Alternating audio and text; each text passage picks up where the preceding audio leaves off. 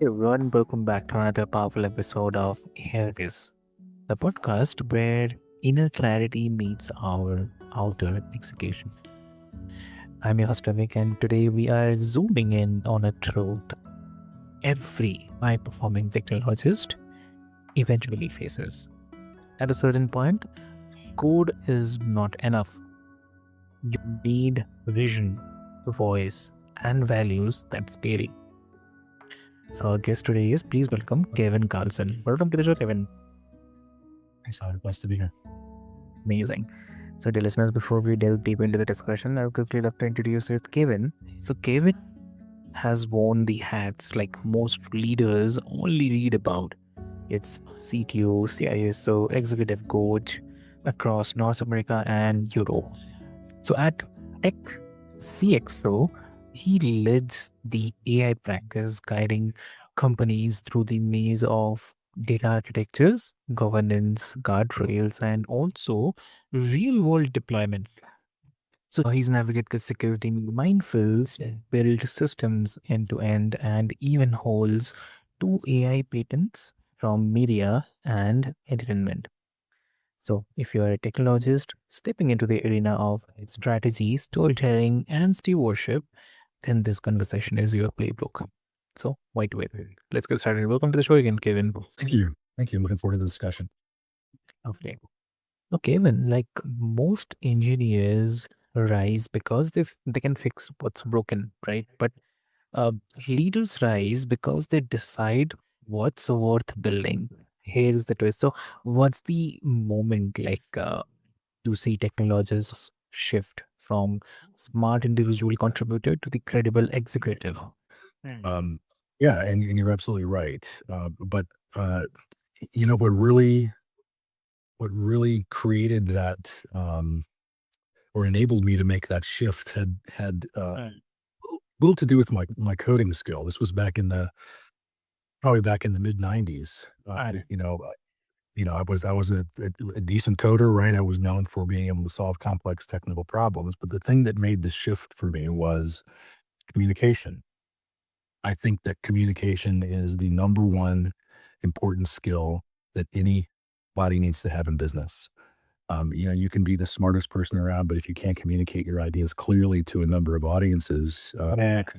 you're not get traction, right? So, somewhere along the way in the mid '90s, one of the folks that I was working for at the time Okay. um, said something like, "Hey, we can put Kevin in front of a customer, and he's not gonna completely go off the deep end with technology. He can stay at the business level." And then I started getting pulled into more client meetings and more executive meetings, and that's what sort of moved me from you being a senior coder and architect to more to leadership role. Uh, I think so. Like, if you had to prescribe like a 30-day leadership sprint for a senior engineer eyeing as a director or the VP role, then what's in the regimen? Like the skills, meetings, or artifacts? What will be there? 3 days, that's pretty quick, but let me see what I can do here. I think the first thing is patience, Yeah. and listening. Right? In order to be able to communicate, you have to listen to not only what's said, but what's not said. And, in doing that, you kind of inform yourself about what's the most important thing to communicate and what's the most important way to communicate it. Yeah. Um, so I think, honing listening skills, being patient, and not listening to respond, but listening to really understand, and then communicating. That's one step. The next, I think, is realizing that, your technical depth may be what got you to where you are.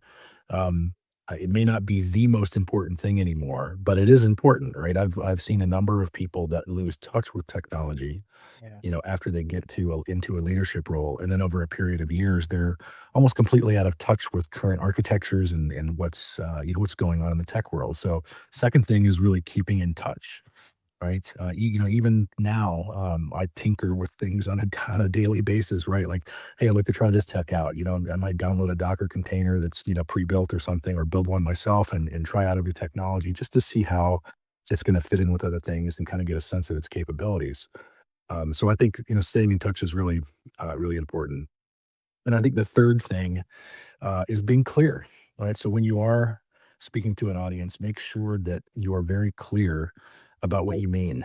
If if you listen often, folks will say things in conversation, and you may or may not be able to understand exactly what they're talking about. So, And and they're saying things like, this or that or it.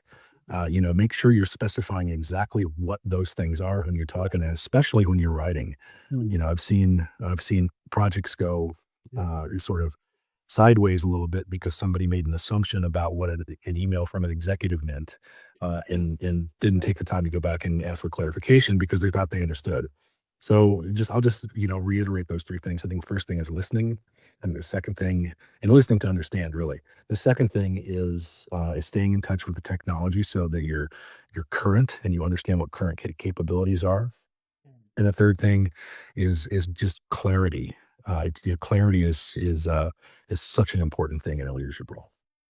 exactly, I totally believe, and like love that distinction that from solving to shaping. And for the listeners, please bookmark this because start writing one-page decisions that tie architecture to revenue, risk, and the reputation. So leaders speak in trade-offs, not the tickets. And like many technical leaders struggle to sound confident without posturing. But what, according to you, are the three signals of executive presence?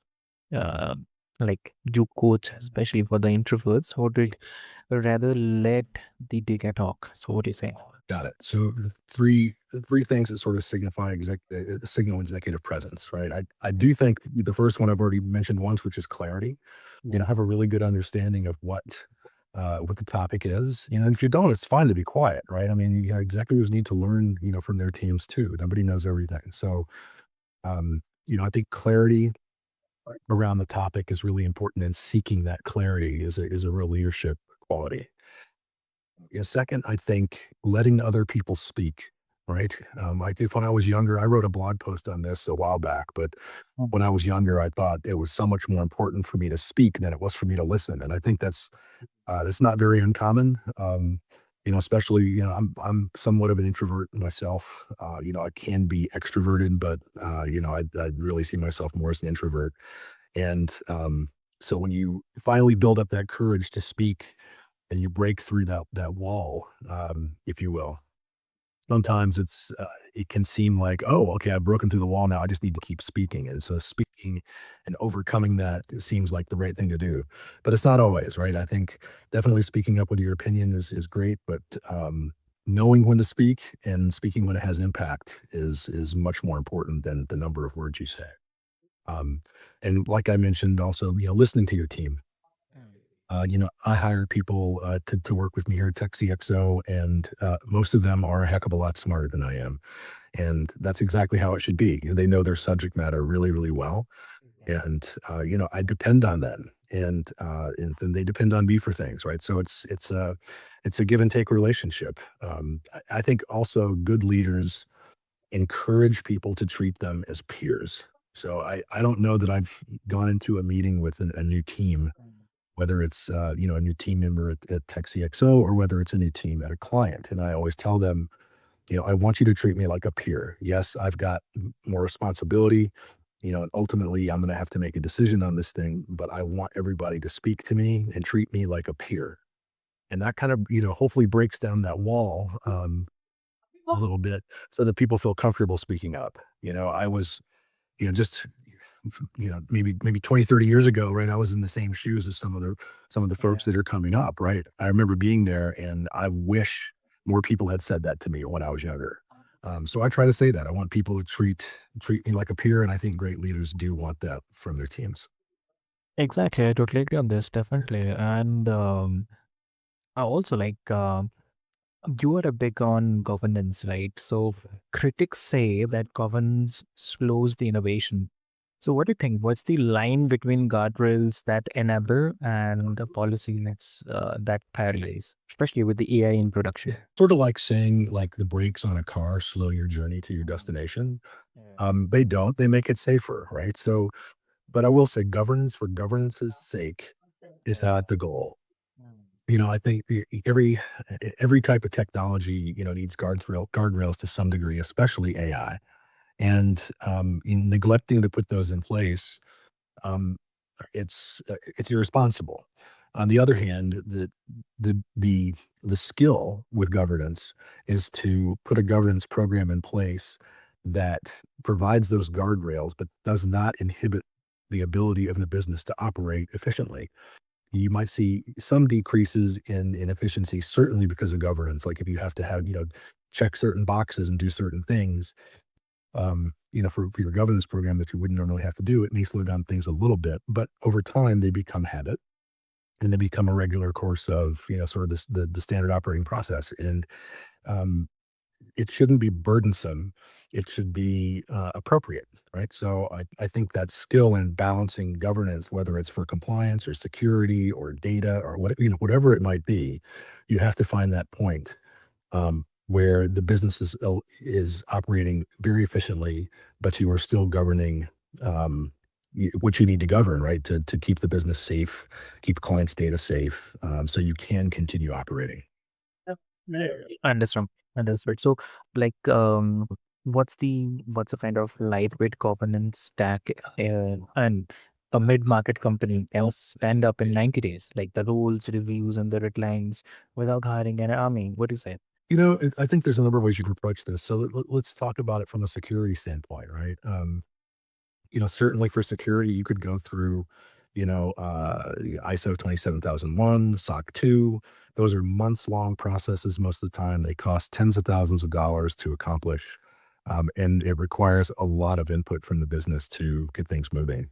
But if you're not ready to do that yet, I still think it's important to have good security in place. So what I typically recommend doing is starting with, like a CIS implementation group one, assessment of your own business and look at the 56 controls that are contained in this assessment and try to put those in place.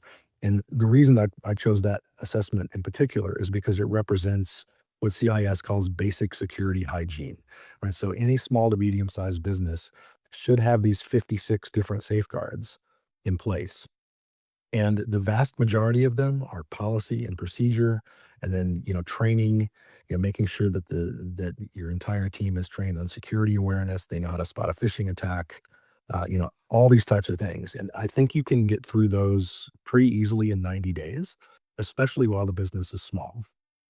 And that will put you in a great place to operate safely and securely, and it'll also, make it more easy for you to accomplish, ISO 27001 or SOC 2, when the time is right. That's pretty interesting, definitely. And yeah, exactly. Like the safety accelerates scale when it builds the trust with the customers and the regulators. So if governance feels like fiction, obviously, like you have built a policy without the boundaries. Just one comment I'd like to make, Avik, here. I think that a lot of people see governance as something extra. It's not. When I was younger, I didn't see the point in it either. And I had to shit. As a developer, I was like, "Oh, this is just too much process," right? But as I got older, got more experience, I started to see how businesses suffered from a lack of governance, and that really kind of opened my eyes to it. The one phrase that I always like to use when it comes to whether a company should have a governance program in place is like, hey, if you don't care about governance, you really don't care about your clients, because who you're trying to protect is not only yourself but your clients, and especially their data. So, I'll say it again: if you don't care about governance, you really don't care about your clients. Exactly. Exactly true. So, obviously, like you have been a fractional CTO and CISOs. Where do fractional leaders outperform full timers? Like, where do they feel if the organization isn't ready? I would say there's an apples to apples comparison there, right? I think fractional leadership uh, helps out in a variety of scenarios, right? It helps out when there's a transition. Maybe a CTO or a CISO decided to leave the company abruptly, right? Maybe there was some sort of family emergency or health issue, and they had to leave very very quickly, and the business needs somebody to step in. somebody that's got lots of experience that can come in and help them, uh, you know, uh, just sort of continue, um, you know, in, in the short term while you help to recruit a full-time replacement. I don't view a fractional resource as, better or more experienced than every full-time person, right? But certainly, somebody with 30 or 40 years of experience in a fractional role is going to have more experience than somebody with 10 years in a full-time role. But ultimately, our job as fractional leadership is to go in situations where, a company wants a very experienced executive, but they can't afford a full-time person with that experience, or they are transitioning from somebody who was full time into they got to find another person, or they don't have that leadership at the technology or security level or any other executive level, and they want to engage a fractional just to start getting some guidance in that area. But ultimately, for me, somebody who wants to hire a fractional, if they wanted to hire me, say 20 hours a week, or half time, my answer to them would be, hey, I appreciate it, but I think you might be better served to hire somebody full time, right? So uh, it's, I think there are trade offs in that, but ultimately my role is to help my clients, in the technology and security area, and work myself out of a job. Having clients, leaving clients is a regular part of the fractional business.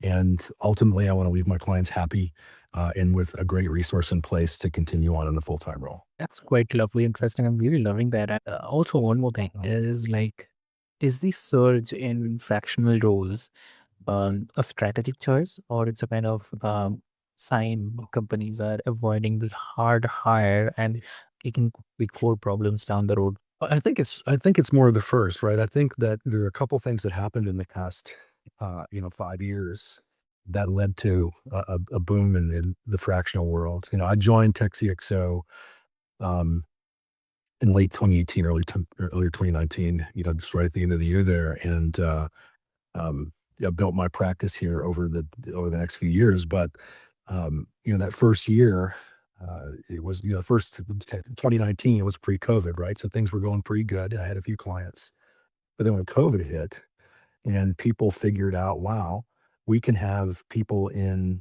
roles working entirely remotely that can be very efficient. So they started experimenting, I think, more with fractional. Hey, we can hire a fractional, CTO, CFO, CMO, whatever it might be, and have them work remotely from wherever. We don't have to confine ourselves to people that are available in our geographic area. And post COVID, I think that really caused a big rise in people's acceptance of remote fractional executive roles. And that really led to a boom in the business. So, obviously, the nuance matters and rank the pattern recognition. So, uh, on the capacity or the capability, I'd say. Also, like fractionals should teach the system to self-heal, not become permanent patches. Love to ask you this: that what are the minimum viable leadership behaviors that create a culture where AI and platform beats um, actually land, like cadence, rituals, decision rights? Yeah. Okay, so I think AI is the current sort of boom in AI with these LLMs is really interesting to me, right? So AI and machine learning have been around for years and years, decades, right? I first started working with those technologies back in 2014, and I saw a lot of promise for just really simple machine learning algorithms, decision trees, random forests, even like support vector machines, and simple algorithms that run very, very quickly. Um, and then, with the boom in AI, um, I think it got everybody's attention. Every company was convinced, hey, we have to do this. We have to do it now. Boards are pushing for an AI strategy. So companies are really, leaping into this, and oftentimes they're leaping into it with both feet and without really thinking about where they're headed. So for me, the approach to working with AI in any scenario is to first understand what it is you really want to accomplish and what the business is actually capable of accomplishing, given the systems and the data they have at hand. I developed a deployment uh, strategy for AI You can think of it like just like a pyramid shape with the top section of the pyramid, the triangle, being, commercial AI tools. Right? And the next layer, across the middle would be foundational models, things like Llama that you could download from Hugging Face and other places. And the bottom layer is total custom build, custom models from scratch, training everything, designing the model in Python, TensorFlow, whatever you want it, however you want to do it, right? But um, custom model development, from the ground up. Um, so the top of the pyramid, Mm. it's much quicker implementation, but there's much less differentiation because everybody's using the same model, right? Everybody's using the same commercial tools. Um, the next layer down, and that's sort of a simplistic view, but that's ultimately the quickest path to getting some sort of return. If you desire more, say, privacy, you don't want to risk, a model accidentally exposing anything that you've provided in a prompt, then a foundational model that you deploy in your own infrastructure is a good idea. The other advantage you have with foundational models is you can layer on top of them and train them with data the company has. So if the company has a lot of data that's very unique to their business, then you might want to consider that at some point just to build a model that's trained on the company's data. And then lastly, if you want the ultimate in differentiation, you can go from the ground up. I'm not seeing this as much these days, just because your foundational models are good and it's easy to expand on them. But if you want something really proprietary, very unique, and is going to give you the ultimate in differentiation, then building from the ground up is sort of um, the ultimate.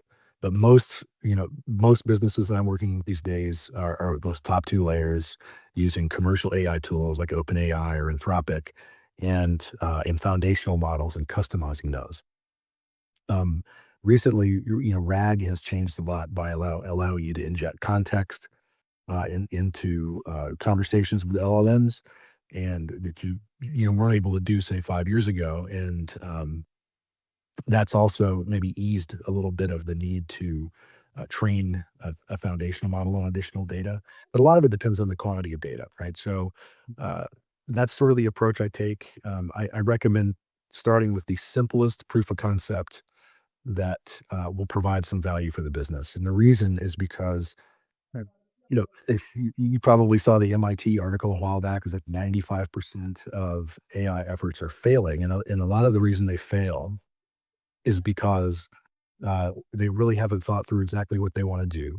They haven't got guardrails in place to protect them against runaway costs or, I guess, lack of proof that the model's actually providing some value. Right. So, just start small, start with a commercial AI tool, try out a couple of, proofs of concepts to see where the business is going to get value and build from there. Trying to go in and say, build out an 80 node, workflow using, LangChain or LangGraph or something and do something super complex is going to take a long, long time to get to value. And it's gonna cost a fair amount to implement. So start simple, start at the top of that implementation um, pyramid, if you will, and go from there. Lovely, lovely. So, Kevin, I mean, this was just a straight talk and no buzzwords, just operating reality. And thank you so much for showing technologists like how to grow past the keyboard into credible and trusted leadership. So, um, for all the listeners, like if this episode sparked something, start practicing leadership in pages, not just pull the request. So, Kevin, like if someone wants to connect with you, what would be the great medium to connect? Probably the best way is on LinkedIn. You can reach me at linkedin.com/in/Kevin Carlson. And we'd love to hear from folks if you have thoughts on this podcast. Lovely. So, great. So, Kevin, so like, we'll put all the links into the show notes for easy reference for the listeners and their listeners. Until next time, keep your mind steady, your systems resilient, and your story worth funding. So, this is your host, Avik, and you're listening to AIBiz. Thank you so much.